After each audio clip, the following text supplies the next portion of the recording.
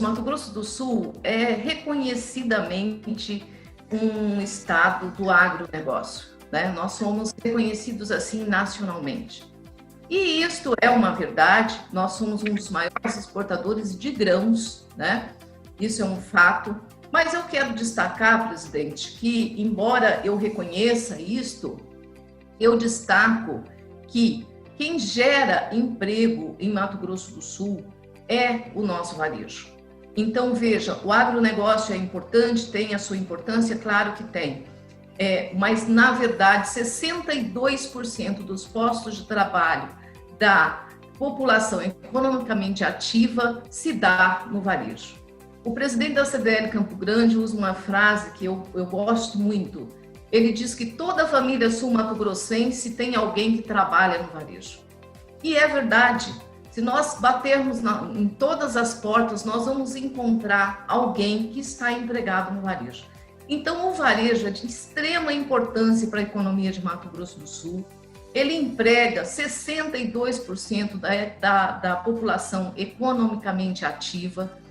E muito importante dizer, presidente, que nós vivemos uma experiência esses dias, que, na verdade, como assumimos, reativamos a federação em janeiro de 2019, é tudo muito novo para a gente, e nós observamos que os nossos candidatos das eleições municipais ao executivo municipal, nós observamos que, graças à nossa representatividade, eles começaram a falar de varejo, coisa que a gente não ouvia. Eu acho que eu nunca tinha ouvido, na verdade, um candidato falar de varejo em Mato Grosso do Sul. Então, eu observo que a gente começa a ter políticos olhando para esse varejo, dando ao nosso varejo a importância que ele sempre teve e que, na verdade, ninguém lembrava esses entes políticos.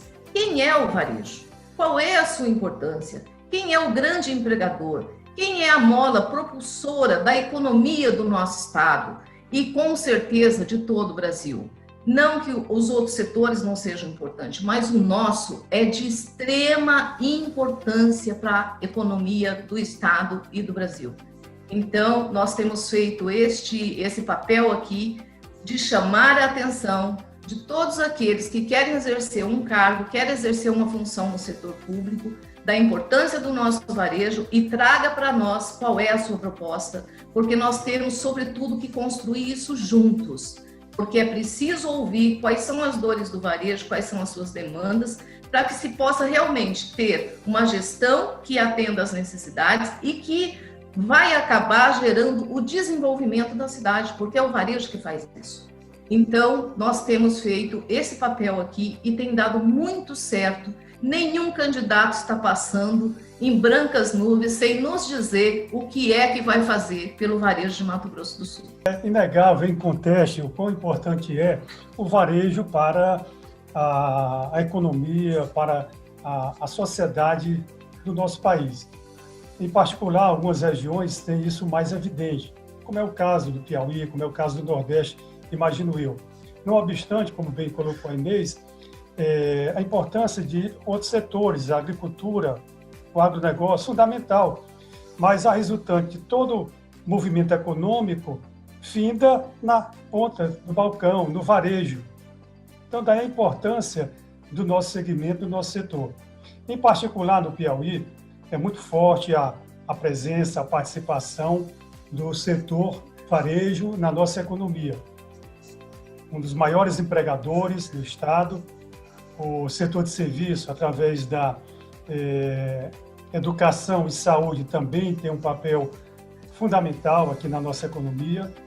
E, em termos de federação, o que é que nós temos feito neste sentido, neste contexto? Primeiro, evidenciar a importância do segmento, junto à comunidade, à sociedade e aos poderes constituídos, através da realização de eventos, visitas, questionamentos, enfim, participar de forma bastante efetiva junto aos poderes.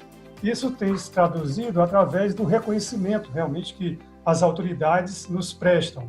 Setor público, através do governo estadual, governo municipal, os parlamentares reconhecem no movimento logístico do Piauí a sua força. Um exemplo muito concreto, recentemente, agora na época da pandemia, das discussões, né, das medidas que estavam sendo adotadas pelo governo do Estado, o governador do Estado convocou somente uma entidade de classe para representar todo o segmento empresarial. E esta entidade foi a Federação das CDLs do Piauí. Isso demonstra uma importância que é dada ao setor como um todo. E participamos de forma bastante efetiva nas discussões. E ao longo do tempo, eu falo mais adiante um pouco, a participação nas nossas convenções, que é uma outra preocupação, dada a importância do setor varejo na nossa economia. Além de evidenciar, nós temos também que qualificar. À medida que as coisas evoluem, o dinamismo da economia, o dinamismo da própria tecnologia, faz-se necessário que as pessoas que vivem nesse ambiente tenham informações de qualidade, conhecimento, e nada mais oportuno do que eventos como a nossa convenção para propiciar essa qualificação. A outra área de atuação é junto a entidades outras que participamos e entidades co-irmãs, sempre buscando ressaltar a importância do setor e a importância da qualificação. Aqui no nosso estado da Paraíba não é diferente. Nós aqui não temos praticamente o agronegócio, né? Mas o setor de comércio, de varejo e de serviço hoje aqui na Paraíba representa mais de 55%, ou seja, emprega mais de 55%. E assim, nós precisamos a cada dia, a cada instante, dar mais importância ao nosso varejo. Eu vejo aí, através do ministro Paulo Guedes e a toda a equipe, né, essa questão das medidas, principalmente no que se refere ao auxílio emergencial, que tem contribuído de forma eficaz com o nosso varejo, né? Eu diria, Inês, sabe, que a nossa preocupação maior é justamente pós-auxílio, como será que o varejo vai se comportar, né? E aqui nós temos alguns dados que nos deixam tristes, né, no que se refere à questão dos empregos perdidos durante a pandemia. Nós já ultrapassamos o número de 4 mil desempregados, né?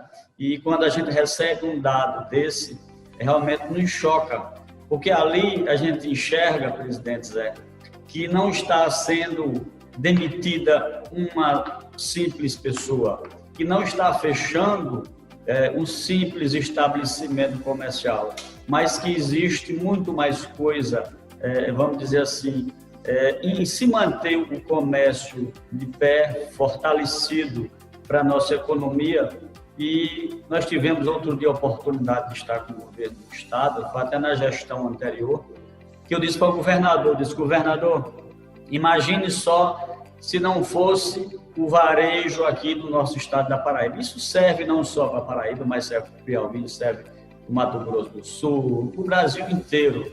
Os nossos gestores precisam olhar com bons olhos para o nosso varejo, para a classe produtiva do nosso país. Vocês vão falar um pouquinho do crediário, do início do crediário, da formação do crediário e da formação também da sua federação. A formação do crediário em Mato Grosso do Sul, eu creio que ela aconteceu quase que como aconteceu no Brasil inteiro, né? Tudo se iniciou com o caixeiro viajante e se iniciou com a caderneta, né? Então ele passava, vendia para as famílias e, por um critério que ele mesmo desenvolveu, ele anotava na caderneta que aquela pessoa tinha ali um débito com ele no valor de tanto, e na próxima ida ele recebia aquilo e a pessoa também já fazia uma nova conta na caderneta, né? Então tudo isso começou assim também em Mato Grosso do Sul, né? Claro que isso tudo evoluiu com o tempo, algo que aconteceu junto com o crediário, lá em idos de 1955, que foi o início do SPC, que é o nosso grande SPC Brasil, que tanto evoluiu de lá até os dias atuais, com cadastro positivo hoje, né? Então, o SPC Brasil, veja, presidente, tanta honra, tanta alegria a gente ter um birô de crédito que caminhou junto com o desenvolvimento do crediário no Brasil, né? Ele caminhou junto, ele deu sustentação a esse movimento, ele deu segurança para que estas pessoas, o nosso varejo, pudesse fazer as suas vendas dentro de um grau de segurança que ele pôde propiciar, e com isso ele cresceu junto, de mãos dadas com esse varejo. Então, é uma grande honra saber que este birô de crédito faz parte do nosso sistema e que caminhou junto com o desenvolvimento do crediário no Brasil. Então, é uma história que se confunde também com a história do nosso birô, do nosso SPC Brasil, e eu me sinto muito honrada de fazer parte de um sistema que tem um legado tão importante para o varejo brasileiro. Então, é isso que eu gostaria de colocar em relação à questão de como iniciou, né, o crediário. Agora eu vou falar um pouquinho, presidente, da formação, do início, né, na verdade, da história da FCDL-MS. A FCDL nasceu, como eu disse antes, dia 20 de agosto de 1994, com o nosso primeiro presidente, o senhor Molina.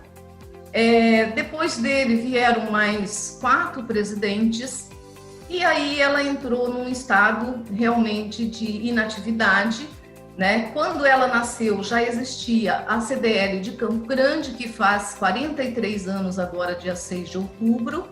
É uma CDL extremamente atuante, é uma CDL extremamente ativa, é uma CDL que faz parte de todas as demandas do varejo de Campo Grande.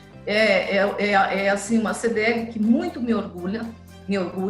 E temos em seguida a CDL Dourados, que conta com 27 anos. A CDL de Dourados também, lá na pessoa do nosso presidente Giovanni, uma CDL que vem ganhando cada dia mais força, uma CDL bastante atuante lá. Fizemos também lá com o pré-candidato, né, que vai assumir, exigindo dele a proposta para o varejo de Dourados. E logo depois, então, nasce a federação em 1994, né, com o presidente Molina, que havia sido presidente da CDL Campo Grande também.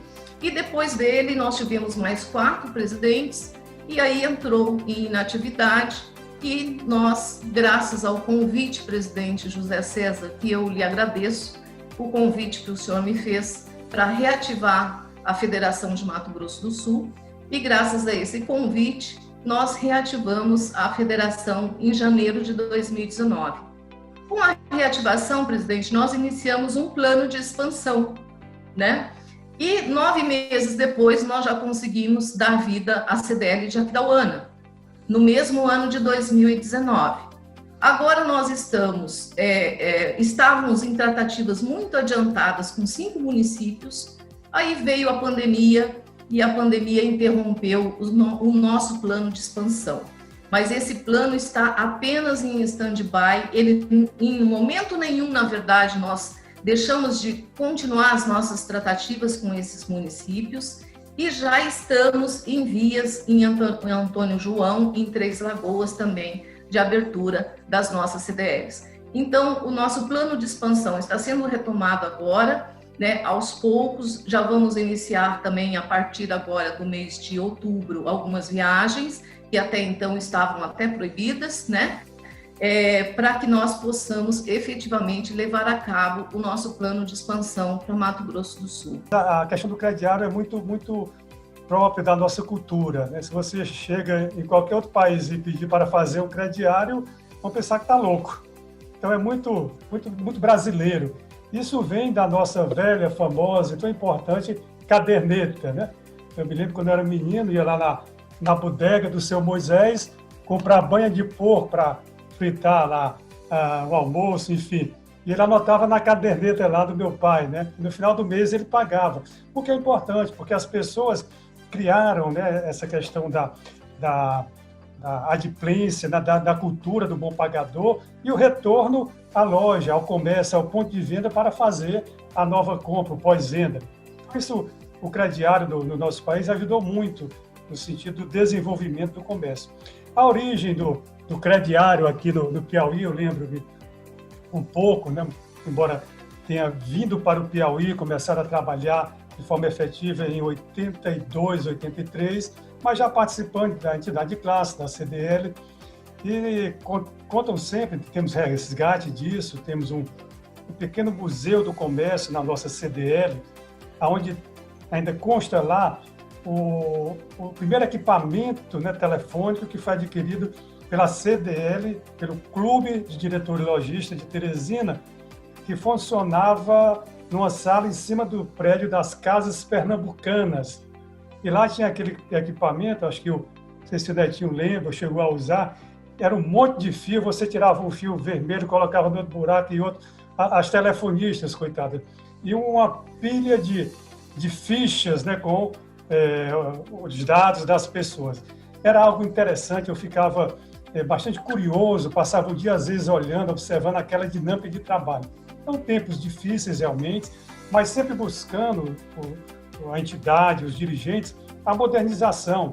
Quando foi adquirido acho que é o PABX, né, foi algo revolucionário, inovador.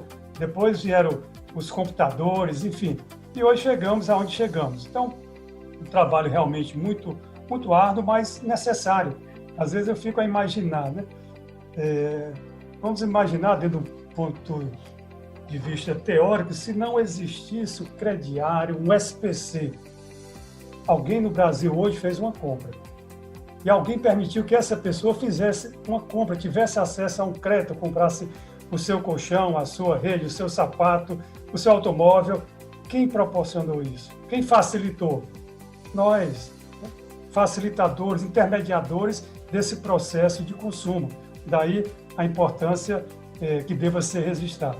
Mas no nosso estado, como eu coloquei, foram momentos difíceis, né? Não resta dúvida, nossa própria economia, dificuldades mesmo de comunicação, de logística, mas sempre de forma muito obstinada, todos os nossos dirigentes tiveram para prestar o melhor serviço aos associados.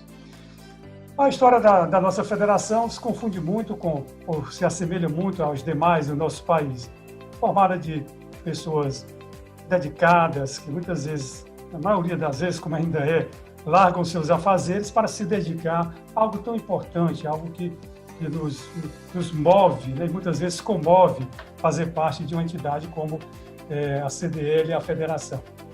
A nossa federação foi fundada em 84, né, por Pedro de Souza Rocha, um grande líder do nosso estado. Foi quem me convidou para ingressar no movimento lojista. Era uma pessoa que sempre que viajávamos para as convenções, era um companheiro muito, muito participativo, muito festejado, muito reconhecido no movimento lojista brasileiro. Então tivemos o Gonçalo Bonfim, em sequência, depois o empresário Jesus Tágira Filho, eu sucedi o Jesus em 96, depois veio Ulisses Moraes, o Evandro Cosme, e agora, mais uma vez, retorno a presidir a nossa federação. Mas momentos de muita participação, nós temos, diferentemente de alguns estados, em especial Minas, vamos imaginar, Espírito Santo, que tem uma particularidade no que diz respeito à sua economia, ela é muito, muito pulverizada.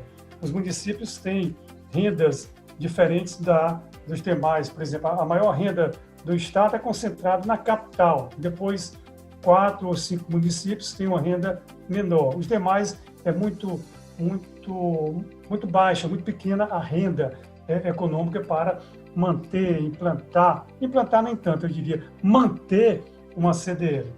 Mas temos buscado aumentar o número, hoje estamos com 20 CDLs, com probabilidade de abertura de mais 2 ou 3 no próximo semestre. E dentro dessa caminhada de história do varejo, de formação de federação, são esses os registros, como sempre acontece, né, em todas as entidades. Muita dificuldade, mas, acima de tudo, muita determinação, muita força de vontade em realizar, em contribuir e trazer tudo aquilo que é importante para a nossa economia, na oportunidade de negócios e agora, muito especialmente, oportunidades de emprego e de trabalho. Aqui no nosso estado da Paraíba, o surgimento do crediário não é muito diferente do que falou a Inês, do que falou o Sávio, né? Aqui existe muita relação de confiança. Então, se chegava aqui, até hoje ainda existe alguns comércios de pequeno porte, principalmente no segmento de mercadinho, que o pai manda o filho menor de idade comprar lá 1 quilo de açúcar, fazer umas pequenas compras, e geralmente, infelizmente, ainda existe esse comportamento. Talvez até tenha um lado bom disso, a relação de confiança, isso realmente é um comportamento bacana, né? Então, muitos deles, quando vêm procurar o serviço de proteção ao crédito hoje, ele não tem uma ficha sequer de cadastro, né? Porque está lá, na notinha, Vitinho de Pelé, né? Está aqui do meu lado, eu assessor aqui da CDL, então, quem foi que fez e efetuou aquela compra? Foi Vitinho de Pelé, então anota no caderno lá, e no final do mês, né, eles realmente, o consumidor, o devedor procura o estabelecimento para cumprir com as suas obrigações, né?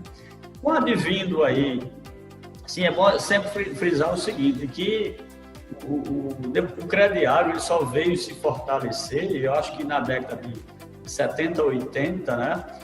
Com advindo dos birôs de crédito, SPC, né? E eu me lembro muito bem, aqui ainda eu não era ainda filiado à CDL Souza, mas quando eu comecei a frequentar as reuniões na diretoria, eu escutei muito o seguinte, que, igual o Sávio repetiu aí, funcionava aquelas fichas, o sertão da Paraíba, ele dependia de forma direta das informações que eram oriundas de Campina Grande, não era nem de João Pessoa. Isso demandava um certo tempo para se fazer uma consulta, né? Então, assim, com o avanço da tecnologia, essa relação de consumo, ela tem crescido, né? E a gente sabe que isso funciona aqui praticamente só no nosso país, né?